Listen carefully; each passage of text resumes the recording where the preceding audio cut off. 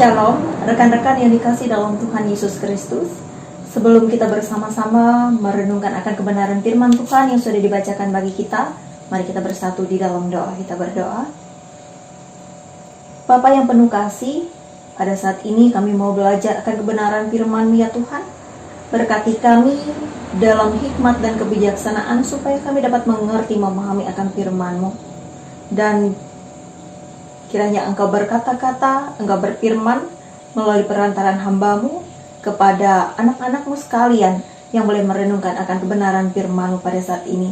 Dalam Yesus Kristus kami berdoa. Amin. Rekan-rekan yang dikasih dalam Tuhan Yesus Kristus, bagian dari firman Tuhan seperti yang sudah dibacakan bagi kita sekalian pada hari ini dari Matius pasal 20 ayat yang pertama sampai ayat yang ke-16. Dengan judul perumpamaan tentang orang-orang upahan di kebun anggur. Nah, rekan-rekan yang dikasih dalam Tuhan, sebelum saya membawa kita lebih dalam lagi dalam perenungan akan kebenaran firman Tuhan, saya ingin bercerita tentang seorang anak yang pada saat usianya remaja, anak ini adalah anak yang tidak suka sekali membantu orang tuanya. Bahkan untuk membersihkan tempat tidurnya sekalipun dia tidak suka, dia tidak mau. Kalau dia bangun, dia langsung pergi.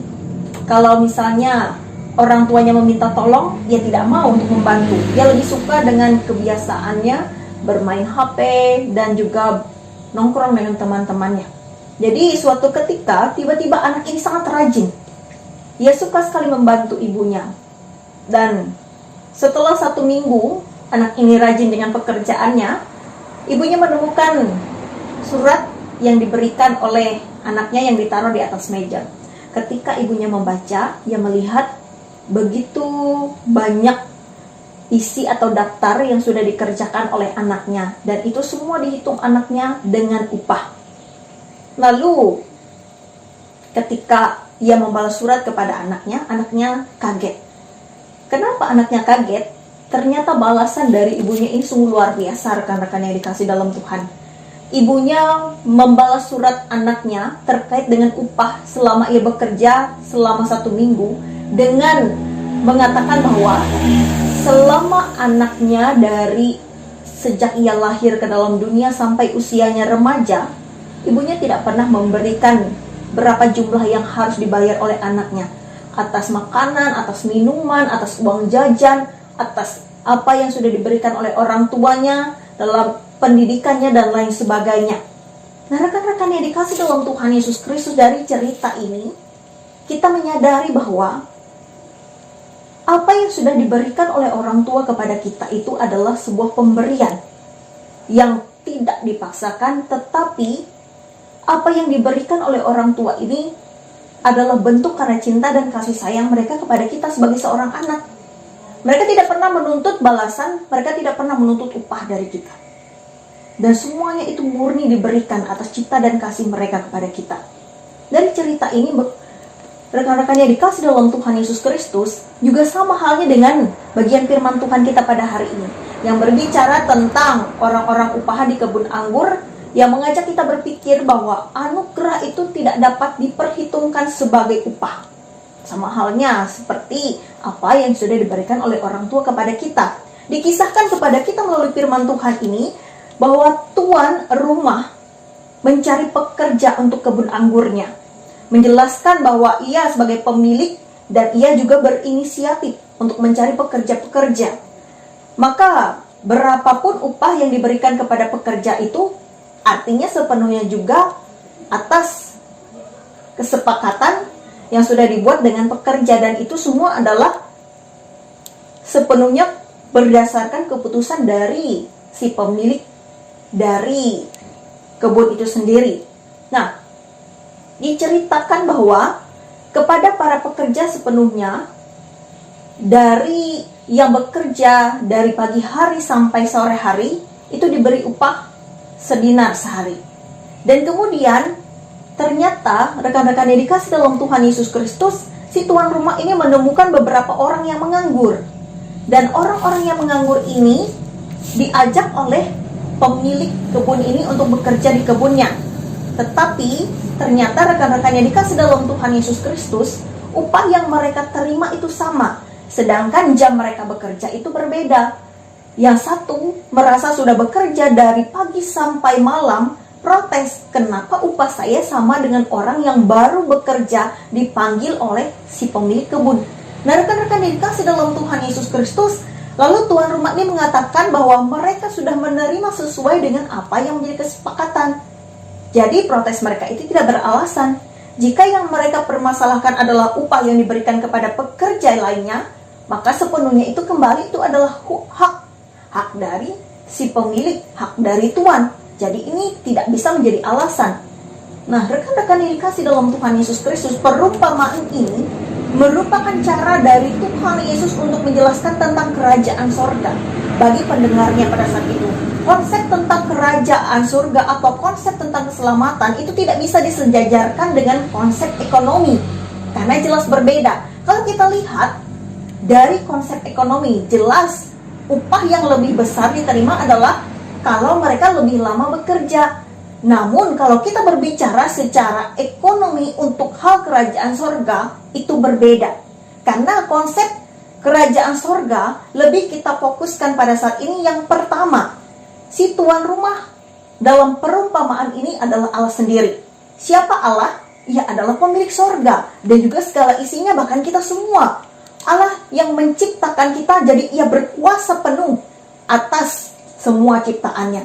Sama halnya yang diumpamakan, yaitu tuan rumah itu tadi, yang memiliki semua kebunnya, dan ia juga berhak menentukan berapa upah orang-orang yang bekerja. Jadi kalau misalnya mereka protes pun, mereka tidak memiliki alasan yang cukup, karena kembali itu adalah hak dari pemilik. Dan yang kedua, Allah itu penuh kasih dan murah hati.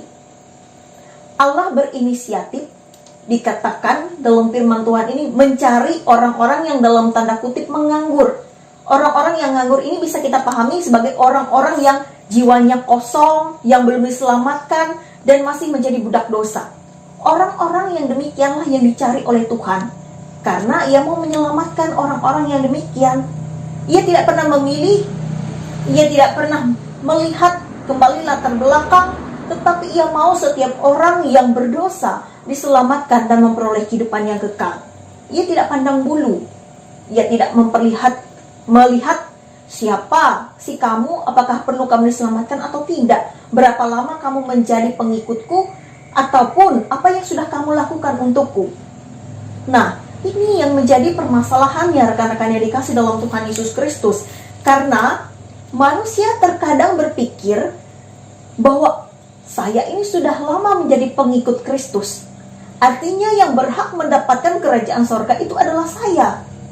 Karena saya dari kecil, dari lahir sampai saya seumuran sekarang, saya sering ke gereja, saya sering beribadah, saya sering mendengarkan firman Tuhan, saya sering berdoa, bahkan saya terus dekat dengan Tuhan.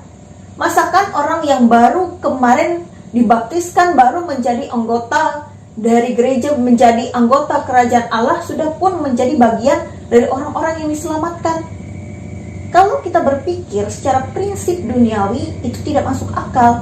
Tetapi berbeda dengan hal kerajaan sorga, rekan-rekan yang dikasih dalam Tuhan Yesus Kristus. Allah mengajak kita untuk melihat bagaimana kasih Allah itu tidak terbatas bagi siapapun tanpa terkecuali. Jadi yang mau Allah lihat dalam tiap pribadi kita, bukan seberapa lama kita menjadi pengikutnya, bukan seberapa banyak yang sudah kita berikan kepada Allah, melainkan apakah kita melakukannya dengan sungguh-sungguh, apakah kita melakukannya dengan tulus, apakah kita melakukannya dalam kesetiaan dan ketaatan kita, ataukah kita melakukannya hanya untuk cari muka. Jadi rekan-rekan yang dikasih dalam Tuhan Yesus Kristus, kita hidup sebagai anak-anak Allah, bukan berbicara soal waktu, tetapi berbicara tentang kesetiaan kita. Nah, rekan-rekan yang dikasih dalam Tuhan Yesus Kristus, mungkin rekan-rekan yang usia remaja, yang usianya pada saat ini sudah cukup dewasa, mungkin pernah merasa terhianati oleh pasangan, oleh sahabat sendiri. Ketika rekan-rekan dihianati, bagaimana perasaannya? Tentu kita akan terluka, tentu kita akan merasa sakit hati. Nah, bagaimana dengan perasaan rekan-rekan apabila ternyata sahabat kita, pasangan kita, mendekati kita dengan alasan tertentu?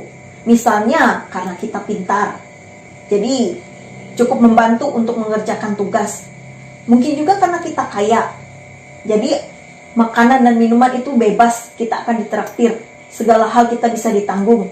Mungkin karena kita cantik, mungkin karena kita tampan, mungkin karena pergaulan kita. Kalau kita memiliki sahabat dengan motivasi yang salah, pasti kita akan merasa kecewa kan? Pasti kita akan merasa, oh ternyata selama ini dia hanya pura-pura berteman dengan saya. Nah, rekan-rekan yang dikasih dalam Tuhan Yesus Kristus, karena itu melalui firman Tuhan ini mengajak kembali melalui apa yang di perasaan kita. Kita mampu mengerti, memahami bahwa hal kerajaan sorga pun menurut Allah itu sama. Kita hidup beriman, kita hidup percaya, kita hidup menjadi anak-anak Allah itu bukan karena alasan-alasan, oh nanti kalau misalnya saya menjadi anak Tuhan, saya menjadi orang Kristen, saya akan bertemu dengan cowok-cowok yang ganteng ketika saya beribadah misalnya. Nanti saya akan memiliki pergaulan yang luas dengan orang-orang yang kaya. Masuk Kristen itu pasti masuk surga. Dengan hal-hal yang demikian, rekan-rekan yang dikasih dalam Tuhan Yesus Kristus, itu artinya kita menjadi anak Allah itu dengan motivasi yang salah. Karena itu yang perlu kita rubah adalah kita harus menjadi anak-anak Allah yang sungguh-sungguh, menjadi anak-anak Allah yang terus menerus melakukan kehendak Allah, bukan atas dasar terpaksa, tetapi atas dasar karena kita ingin memberikan yang terbaik kepada Tuhan, karena kita bersyukur keselamatan itu sudah diberikan kepada kita dengan cuma-cuma, dan itu adalah anugerah yang Ia berikan kepada kita. Kalau misalnya kita sudah lama menjadi anak Allah, kita bersyukur karena kita memiliki waktu yang lama untuk mengenal Dia dan mengasihi Dia. Jadi rekan-rekan yang dikasih dalam Tuhan Yesus Kristus, anugerah itu bukan karena upah, bukan karena jerih lelah kita, bukan karena kemampuan kita. Itu semua adalah pemberian daripada Tuhan. Keselamatan itu daripada Tuhan.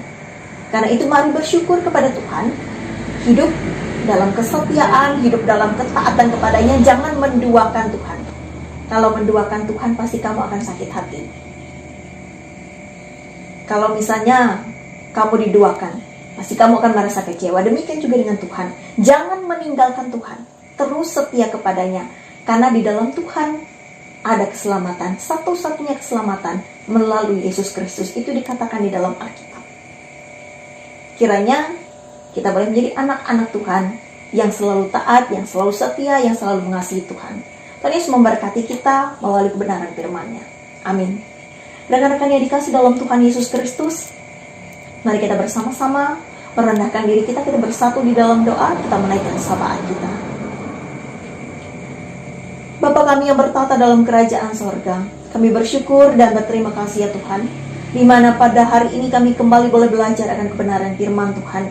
Kiranya melalui kebenaran firman Tuhan ini, kami boleh menjadi anak-anak yang baik, kami boleh menjadi anak-anak yang taat dan setia kepada Tuhan, kami boleh menjadi anak-anak yang selalu bersyukur di dalam hidupnya meskipun jalan yang kami lalui tidak selalu berjalan dengan baik. Dan kami pun boleh selalu setia dan kami pun boleh senantiasa menjalankan akan kebenaran firman Tuhan di dalam kehidupan kami pribadi lepas pribadi. Bapa yang penuh kasih, meskipun di tengah-tengah pandemi pada saat ini ya Tuhan, kami terbatas dalam hal beribadah, kami tidak bisa berkumpul bersama-sama untuk memuliakan nama Tuhan.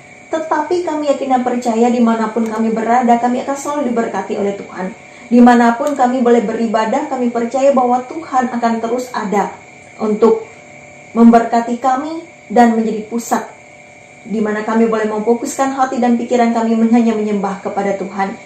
Tuhan tidak pernah melihat kami atas latar belakang kami, tetapi Tuhan melihat akan ketulusan kami, akan kemurnian hati kami, dan tentunya juga ya Tuhan, kami menyadari akan kelemahan dan keterbatasan kami. Seringkali kami tidak patuh, kami tidak taat dan tidak setia kepada Tuhan. Tetapi Engkau sebagai Allah yang penuh kasih terus mengampuni kami. Ajarkan kami untuk tidak menguji terus kesabaran ya Tuhan, tetapi kami boleh menjadi pribadi yang boleh sadar akan kesalahan kami dan boleh memperbaikinya sehingga hidup kami ke depan boleh menjadi kepujian dan kemuliaan bagi nama Tuhan.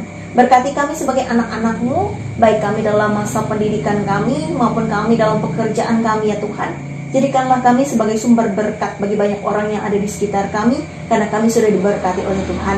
Berkati kami dalam pendidikan kami yang pada saat ini harus belajar dari rumah masing-masing, supaya kami dapat menimba ilmu, dan tentunya juga itu mempersiapkan kami untuk masa depan kami ya Tuhan, sehingga kami boleh menjadi anak-anak yang pintar dan cerdas, dan tentunya memiliki masa depan yang cemerlang untuk membanggakan dan menyenangkan hati orang tua kami, dan tentunya juga untuk kepujian dan kemuliaan bagi nama Tuhan. Berkati kami dalam pekerjaan kami, supaya kami boleh bekerja dengan baik, dan tentunya juga ya Tuhan, melalui setiap apapun yang kami kerjakan, kami boleh senantiasa bersyukur hanya kepada Tuhan yang telah mempercayakan kami untuk dapat bekerja dalam tubuh yang sehat dan kuat, boleh memperoleh berkat-berkat Tuhan untuk kebutuhan kami dan untuk masa depan kami. Dan biarlah kami pun boleh senantiasa hidup dalam kesetiaan kepada Tuhan dan tidak pernah bersungut-sungut atas setiap apapun yang boleh kami kerjakan. Kami percaya bahwa melalui setiap apapun yang kami kerjakan, kami boleh menjadi saluran berkat bagi banyak orang, boleh menjadi teladan bagi banyak orang, dan tentunya menjadi terang yang akan terus menyinari orang-orang yang ada di sekitar kami. Berkatilah orang tua kami ya Tuhan, supaya mereka selalu sehat dan kuat, supaya mereka terus ada sebagai bulan dan matahari bagi kami sebagai anak-anak dalam keteladanan hidup mereka. Berikan kepada kami kesempatan untuk menyenangkan mereka ya Tuhan. Berikan kepada kami kesempatan untuk membanggakan mereka, dan biarlah mereka pun boleh bangga dan boleh terus bahagia atas setiap keberhasilan kami. Bapa yang penuh kasih, kami pun berdoa bagi para pembina kami yang terus mendukung kami dalam setiap pelayanan, meskipun dengan keterbatasan kami pada saat ini ya Tuhan, namun kami tidak percaya bahwa mereka terus berusaha untuk memberikan yang terbaik, untuk terus melayani kaum muda-mudi dan terus memuliakan Tuhan di dalam hidup mereka. Biarlah apapun yang menjadi program, rencana-rancangan boleh terus berjalan dengan baik, dan tentunya juga semuanya boleh sesuai dan seturut dengan